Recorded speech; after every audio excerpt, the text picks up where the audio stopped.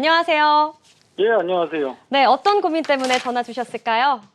제가 이번에 재혼을 하면서 네, 혼인신고를 하려고 그러는데요. 네, 제가 혼인 전부터 보유한 주택은 서울에 아파트가 한 채 있고요. 여보세요? 네, 듣고 예, 있습니다. 그리고 배우자가 이제 혼인 전부터 보유한 주택은 서울에 아파트랑 오피스텔 하나씩 해서 두 채를 갖고 있습니다. 네, 네, 예, 근데 이렇게 혼인을 하면 이제 1세대 3주택자가 되니까 네, 종부세가 부담될 것 같아서 이번에 제가 가진 아파트를 이제 양도하려고 그러는데요. 네. 그러면 이제 중과세가 되는지 궁금해서 전화드렸습니다. 아, 전화 잘 주셨습니다. 그러니까 혼인으로 1세대 3주택자가 되신 상황이고 종부세 부담에 보유하고 계신 아파트 한 채를 양도를 할 계획인데 이 경우에 중과가 되는지 여쭤보시는 거죠? 예, 예. 네, 어떻게 생각하십니까, 세무사님? 네, 우선 시청자님 상황을 한번 정리를 해봐야 될 것 같은데 우선 혼인 신고를 언제 하실 생각이세요? 예, 다음 달에 할 예정입니다. 아, 혼인 신고는 다음 달에. 그러면 지금 서울에 있는 아파트는 혹시 언제 취득하셨을까요? 2018년 10월이요. 18년 10월이요. 아, 혹시 거주는 하셨나요?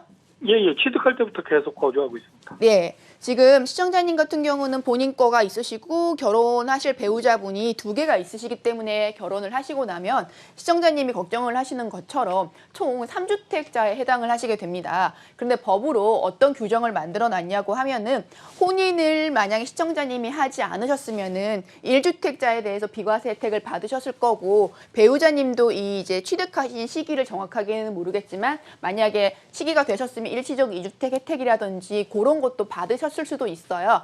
그런데 혼인을 함으로써 이런 세제 혜택을 전혀 못 받게 되면 많은 분들이 또 결혼을 안 하려고 하시기 때문에 법으로는 혼인이라는 얘기가 들어가면 5년이라는 유예 기간을 두고 있어요.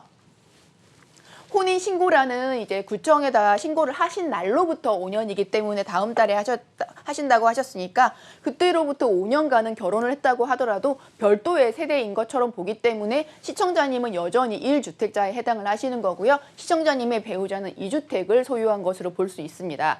그때 혼인으로 각각 한 채가 있는 상황에서 이제 합가가 돼서 2주택이 되신 분들은 비과세에 해당하는 요건을 충족하셨으면은 9억 원까지는 비과세가 되고 그거를 초과하는 부분에 대해서는 일반적으로 세율을 적용을 받으실 수 있으신데 시청자님 같은 경우는 본인은 1주택자이시지만은 배우자이신 분이 본인께 지금 두 개가 있으시기 때문에 별도의 세대를 구성한다고 하더라도 시청자님이 1세대 1주택 비과세를 받기는 힘드실 것 같고요. 다만 이제 5년 안에 이걸 정리를 먼저 하시기 때문에 중과는 아니지만 일반 세율로 적용은 가능하실 것 같습니다. 그래서 이런 경우 같은 경우에는 순서를 먼저 정하시는 게 좋으실 것 같아요. 지금처럼 본인께 있고 배우자께 있다면 일반적인 세수를 본다면은 배우자분이 갖고 있는 거를 먼저 처분을 하시고 각각 본인 거와 배우자분 거를 일제 혼인으로 인해서 세제 혜택을 받을 수 있는 방법을 택한다면은 훨씬 더 절세 효과가 있으신데 시청자님은 지금 단정해서 이제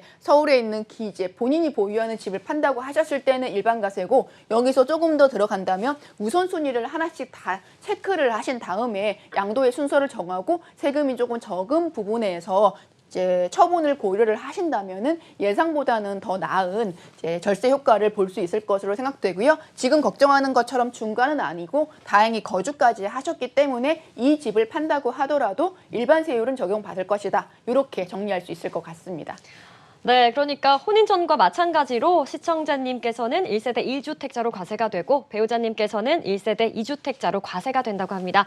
궁금하신 점 잘 해결되셨기를 바랍니다.